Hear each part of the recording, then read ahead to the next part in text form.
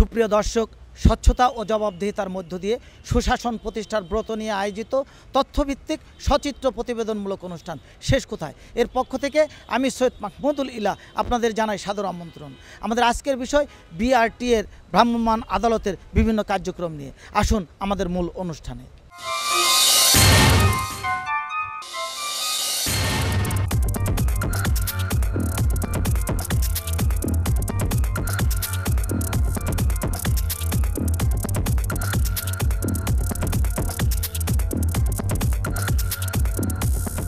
কথা বলছি একজন মোটর চালকের সাথে।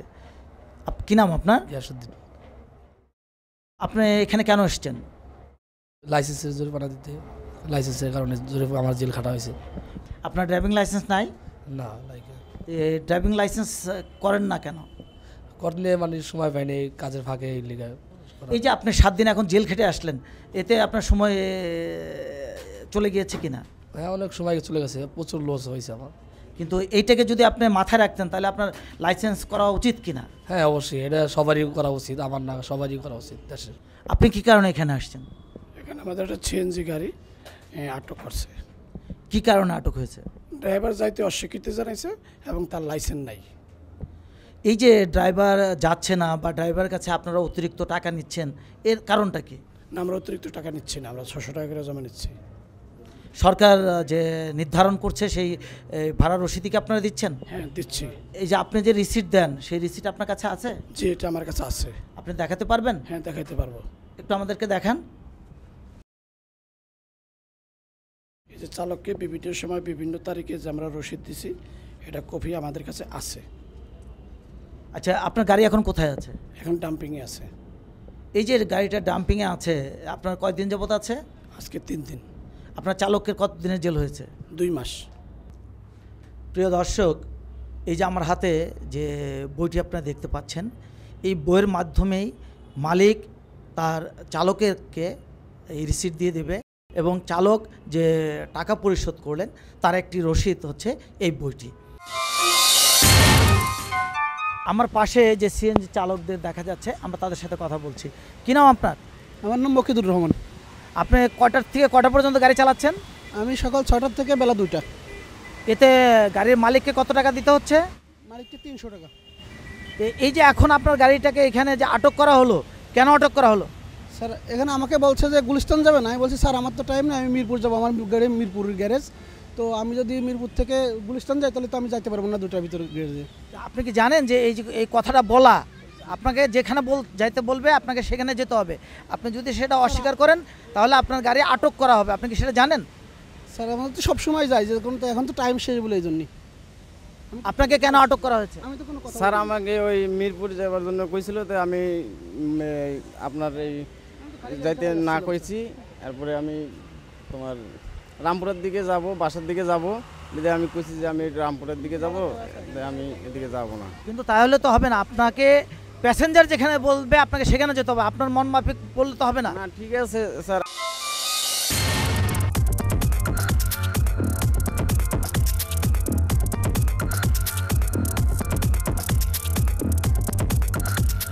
তাই লক্ষ্য করি যে সিএনজি চালকরা আমরা যেখানে যেতে চাই সেখানে, বা সাধারণ পাবলিক যেখানে যেতে চায় সেখানে তারা যেতে আগ্রহী না।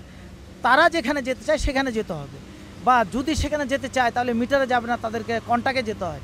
এদের কি ধরনের সাজা হয়ে থাকে সাধারণত?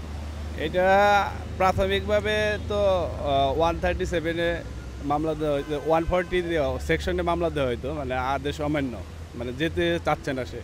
তারপর যখন দেখা গেল এটা কাজ হচ্ছে না, তারপরে আমরা আরপি শর্তভঙ্গ মামলা দেওয়া শুরু করলাম, তারপরেও কাজ হচ্ছে না। তারপরে আমরা এক পর্যায়ে ডাম্পিংয়ের ব্যবস্থা করা হলো। অনেকগুলো সিএনজি যারা এই চুক্তিতে যেতে চায় বা তাদের যে শিডিউল আছে মিটারে যেতে ইচ্ছুক না, বা যাত্রী যেখানে যেতে চায় গন্তব্যস্থলে যেতে ইচ্ছুক না, এইভাবে আমরা যদি কোনো অভিযোগ আসতো তাদের বিরুদ্ধে ডাম্পিংয়ের ব্যবস্থা করতাম। এখানে কি কোনো তাতে জরিমানা দিতে হয়? জরিমানা তো অবশ্যই দিতে হয়, অবশ্যই একটা জরিমানা আছে। মানে রেকারের মাধ্যমে যখন নেওয়া হয় তখন রেকার বিল দিতে হবে। তারপরে আদার্স যে সেকশনগুলো আছে, সেকশন অনুযায়ী যে জরিমানাগুলো আছে অবশ্যই সেগুলো পে করতে হবে তাকে। প্রিয় দর্শক, আমরা প্রায় লক্ষ্য করে থাকি যে আপনারা বা এদেশের মানুষ যখন সিএনজিকে বলে যে আমাকে অমুক জায়গায় নিয়ে চলো, তারা সেখানে যেতে ইচ্ছুক নয়। আইন আছে কিন্তু আইনের প্রয়োগ নেই। বর্তমান সরকার সেই আইনের প্রয়োগকে যথাযথ বাস্তবায়নের লক্ষ্যে আজকে মোবাইল কোর্টের মাধ্যমে এদের তাৎক্ষণিক বিচারের ব্যবস্থা গ্রহণ করেছে। আসুন আমরা সেই সকল বিচারের ব্যবস্থাপনাগুলো লক্ষ্য করি এবং সেই সকল বিষয়গুলো আপনাদের সামনে উপস্থাপন করি।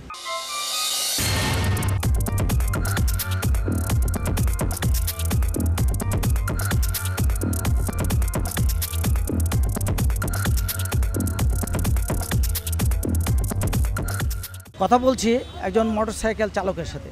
কি নাম আপনার? যে মোহাম্মদ তাজুল ইসলাম। এই ড্রাইভিং লাইসেন্সটি আপনার? যে লাইসেন্সটা আমার। এটা কোথায় করেছেন? যে এটা ওই যে প্রথম ওই যে একটা করছিলাম শিক্ষানিবাস ড্রাইভিং লাইসেন্স করছিলাম, ওরাই পরে বলছিল যে আমার একটা ওই অরিজিনাল লাইসেন্স করে দেবে, কিন্তু অরিজিনালটার পরে দেয় নাই, 2 নম্বরটা দিচ্ছে। এটা জানেন আপনি 2 নম্বর? না, আমি পরবর্তীতে জানতে পারছি, যে এখন জানতে পারলাম যে এটা 2 নম্বর। আমি কিন্তু প্রথমে একটা 1 নম্বর করছিলাম। আপনি কখনোই জানতেন না? না, আগে জানতাম না। এই যে কথাটা বললেন যে আপনি এখন এটা জানতে পারছেন, এটা কি সত্য? জি, কথা সত্য। না, কত কত টাকা দিয়ে করাইছেন এটা? এটা 6000 টাকা। কথা বলছি বিআরটি এর ভ্রাম্যমাণ আদালতের নির্বাহী ম্যাজিস্ট্রেট SM রেজাউল করিম সাহেবের সাথে। মোটর ভেহিকেল অর্ডিন্যান্সের অনুযায়ী যে সমস্ত আইন জনগণ বা গাড়ি চালক ভায়োলেট করছে তার উপরে আমরা বিচার করে সাজা দিচ্ছি আর কি। এ পর্যন্ত কয়জনের সাজা দিয়েছেন? আজকে আমরা এটা সেকেন্ড সাজা। এর আগে একজনেরকে 2000 টাকা জরিমানা করা হয়েছে, তার ছিল না, ওই বিমার মেয়াদ ছিল না। আর এটা হলো অনাদায়ে 10 দিনের কারাবাস। উনি নগদ টাকা দিয়ে জমা দিয়েছেন, উনি টাকা জমা দিয়ে উনি মুক্তি পেয়ে চলে গেছেন। আর এখন আপনার হাতে যেটা আছে? আর এখন আমার হাতে আছে জনাব তাজুল ইসলাম। উনি মোটরসাইকেল চালাচ্ছেন একটা ভুয়া লাইসেন্স দিয়ে, যেটা মোটর ভেহিকেল অর্ডিন্যান্সের 138 ধারা অনুযায়ী সর্বোচ্চ 3 মাসের কারাদণ্ড আছে। তাজুল ইসলামকে আমি 7 দিনের বিনাশ্রম কারাদণ্ড দিলাম। আপনি কতদিন যাবত সিএনজি চালান? 5-6 মাস স্যার। এই লাইসেন্সটা কোথায় পেয়েছেন? এই লাইসেন্সটা করছি স্যার। কোথেকে করেছেন? এই ঢাকা বিএডির এক লোকের দিয়ে করাইছিলাম। কত টাকা নিয়েছিল উনি? আমাদের তো 5,500 টাকা স্যার। এই লাইসেন্সটা কি অরিজিনাল না ডুপ্লিকেট? ও স্যার আমার বলছে অরিজিনাল। আমি 2-3 জন দেখাইলাম, ওরা বলছে যে না, এটা তো অরিজিনাল না, অরিজিনালে ভলিউমে নাম থাকতে হবে। এখানে আপনাকে কেন আটক করেছে? এখানে স্যার আমার আটক করছে, আমার বলছিল যে স্যারে বলছে যে রামপুরে যাবে। আমি বললাম আমার বাসায় কাজ আছে, আমার বাসায় যাইতে হবে, এইটাই আর। আপনারা তাহলে গাড়ি নিয়ে বেরোচ্ছেন কেন? বাসায় যেহেতু কাজ আছে। প্রত্যেকটা সিএনজি চালকেরই একটি কথাই, বাসায় কাজ আছে অথবা মালিক ডাকছে অথবা এটা বলেন কেন? এটা না, আমি মেলা করছি খালি আর কি। স্যারে এই সময় আমার বন্ধ। কত টাকা জমা দেন? 600 টাকা। কটা থেকে কটা পর্যন্ত চালান? এই সকাল থেকে রাত্রে 10টা 11টা এরকম আর কি, বা 8টা, যেখানে আমি বন্ধ করি আর কি। প্রিয় দর্শক, প্রতিটি চালকেরই একটি কথা যে আমি বাসার কাজে বা জরুরি কাজে বা গ্যারেজে গাড়ির কাজ করানোর জন্য যাচ্ছি, কিন্তু প্রকৃতপক্ষে এরা যে ভাড়া প্রয়োজন তার চাই তার 2 গুণ বা তার 3 গুণ ভাড়া প্রাপ্তির জন্যই এ ধরনের মিথ্যার আশ্রয় নিয়ে থাকে। তাই সংশ্লিষ্ট প্রশাসনের কাছে আমাদের সবিনয় অনুরোধ থাকবে, এদের দৃষ্টান্তমূলক শাস্তি হবে এমনটাই আশা করে এদেশের প্রতিটি মানুষ। আপনার এই লাইসেন্সটা ভুয়া লাইসেন্স, জাল লাইসেন্স, এবং আপনার গাড়িতে ফিটনেস সনদ নেই। তাহলে আপনি এই জাল লাইসেন্স দিয়ে গাড়ি চালাচ্ছেন, এই জন্য আপনার সাজা পেতে হবে। আর একটা হলো যে আপনার সিএনজির ফিটনেস সার্টিফিকেট নেই, ফিটনেস সার্টিফিকেট সনদ নেই, আপনার কেস স্লিপ থাকলে হবে না। আপনাকে এখানে আমাদেরকে ফিটনেস দেখাতে হবে। যেমন ফিটনেস আপনাকে জব্দ করছে, ঠিক আছে, এখন এটা জব্দ করলে হবে না। আপনি জব্দ করছে যখন, তখন আপনি এইটা ফিটনেস ছাড়া আপনি রাস্তায় বেরোতে পারবেন না। এই কেস স্লিপ কোনো ডকুমেন্ট না, এটা হলো আপনার একটা কেসের স্লিপ, মামলার স্লিপ। আপনারা অনেকে মনে করেন যে মামলা স্লিপ হলেই আমি মনে হয় 7 খুন মাফ হয়ে গেল, আমি এখন নিঃসন্দেহে বা নির্বিঘ্নে গাড়ি চালাতে পারবো, সেটা না। যখন আপনাকে মামলা করা হলো তখন আপনি আন্ডার ট্রায়ালে থেকে সেই গাড়ি রাস্তায় বের করতে পারবেন না। এজন্য আপনার ড্রাইভিং লাইসেন্স জাল থাকার কারণে আপনার 10 দিনের বিনাশ্রম কারাদণ্ড এবং ফিটনেসের মেয়াদ না থাকায় আপনার 2000 টাকা জরিমানা, অনাদায়ে আরও 3 দিনের বিনাশ্রম কারাদণ্ড দেওয়া হলো। এইমাত্র একটি চালকের বিচার হলো, তার ড্রাইভিং লাইসেন্স ছিল জাল এবং সেই সাথে তার ফিটনেস সার্টিফিকেট নেই।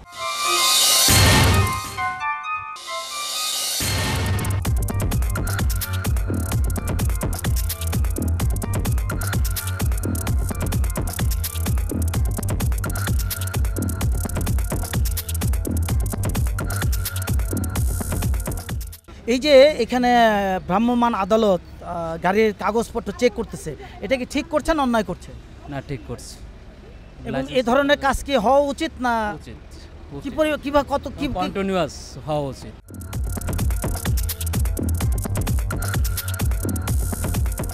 কথা বলছি গাড়ির চালকের সাথে। কি নাম আপনার? আমার নাম আবুল কাশেম। এই যে মোবাইল কোড যে আপনার গাড়ির কাগজপত্র দেখলো, কি কি পেলো? সবই পেয়েছে, লাইসেন্স, ব্লুবুক, ইন্স্যুরেন্স, রোড পারমিট, সব কি ঠিক আছে? ঠিক আছে। কি সব ঠিক আছে? হ্যাঁ, সব ঠিক আছে। এবং এই যে আপনার যেমন ঠিক আছে, প্রতিটি চালকের কি হওয়া উচিত গাড়ি চালাতে রোডে বের করতে গিয়ে? সব কিছু ঠিক থাকা দরকার।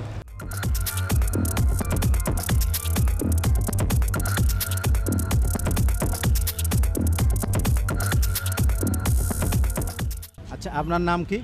মকিদুর রহমান। মুকিদুর রহমান। আপনি কি চালাচ্ছেন? CNG sir.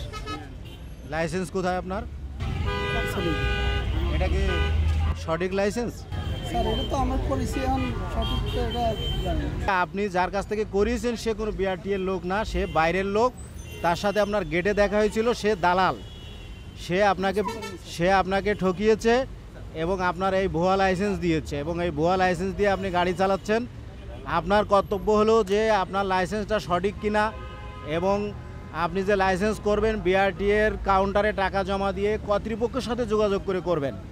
এখন আপনি যে ভুয়া লাইসেন্স দিয়ে গাড়ি চালাচ্ছেন, এটা কি অপরাধ? অপরাধ না? এই অপরাধের জন্য কি আপনার সাজা হওয়া উচিত?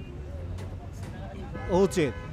আপনি ভুয়া লাইসেন্স দিয়ে গাড়ি চালানোর জন্য আপনার 15 দিনের বিনাশ্রম কারাদণ্ড দেওয়া হলো। নেক্সট হলো, আপনি সিএনজি চালাচ্ছেন। সিএনজির নিয়ম কি যে যাত্রীরা যেখানে যেতে চাবে সেখানে যাবেন, মিটারে যাবেন, কিন্তু আপনি যেতে চাননি, আপনি যেতে অস্বীকার করছিলেন। আমার সাথে আমি যাত্রী বেশে আপনাকে ধরছিলাম এবং আপনি অস্বীকার করেছিলেন, ঠিক না? এটা কি অপরাধ? এই অপরাধে আপনার 1 মাসের বিনাশ্রম কারাদণ্ড দেওয়া হলো। মোট আপনার 1 মাস 15 দিনের বিনাশ্রম কারাদণ্ড দেওয়া হলো। আপনার কি হলো এখানে? জেল হলো আদালত। কেন আপনার জেল হলো কেন? হলো আমার তো মিরপুরের গাড়ি, আমাকে বলছে গুলিস্তান যাবা। আমি বলছি, স্যার এখন তো গুলিস্তানের টাইম নেই, আমার মিরপুরের গাড়ি 2টা বাজে বন্ধ করতে হবে।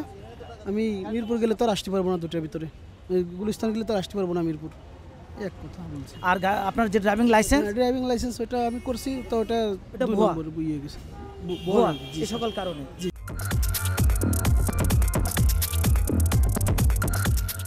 আপনার নাম? মোহাম্মদ এজাদুল ইসলাম। এজাদুল ইসলাম। আপনার ড্রাইভিং লাইসেন্স কোথায়? শাহাদাত স্যারের কাছে আছে, আরো 2টা কাগজ সহকারে আসলে মামলা দিয়েছিল। আপনার অরিজিনাল লাইসেন্স আছে? স্যার এটা দিয়েছে, আমি তো স্যার বলতে পারব না। আমাদের লাইসেন্স কয়েক রকম আছে, হালকা আছে, ভারী আছে, মোটরসাইকেলে আছে, মধ্যম আছে। আপনি হালকা লাইসেন্স নিয়ে ভারী গাড়ি চালাচ্ছেন এবং আপনার অরিজিনাল লাইসেন্স নেই। এটা হলো একটা শিক্ষানবিশ লাইসেন্স। শিক্ষানবিশ মানে হলো অ্যাপ্রেন্টিস, সে কেবল শিখছে। যেহেতু আপনি একটা হালকা লাইসেন্স দিয়ে ভারী গাড়ি চালাচ্ছেন, সেহেতু আপনার সাজা একটু কমিয়ে আমি 10 দিনের বিনাশ্রম কারাদণ্ড দিব। আর কোনো বৈধ কাগজপত্র ছাড়া, যেহেতু মালিক ঢাকার মহানগরীতে গাড়ি চালাচ্ছেন, সেজন্য আমরা গাড়িটি ডাম্পিংয়ের আদেশ দেব। এটা আমাদের কাছে, পুলিশের কাছে ডাম্পিং থাকবে। পরবর্তীতে মালিক যখন বৈধ কাগজপত্র দেখাতে পারবে, তখন জরিমানা দিয়ে গাড়ি ছাড়া পাবে। এই যে আমাদের দেশে অহরহ গাড়ি অ্যাক্সিডেন্ট হচ্ছে, বর্তমান সরকার এ ব্যাপারে একটি যুগান্তকারী পদক্ষেপ গ্রহণ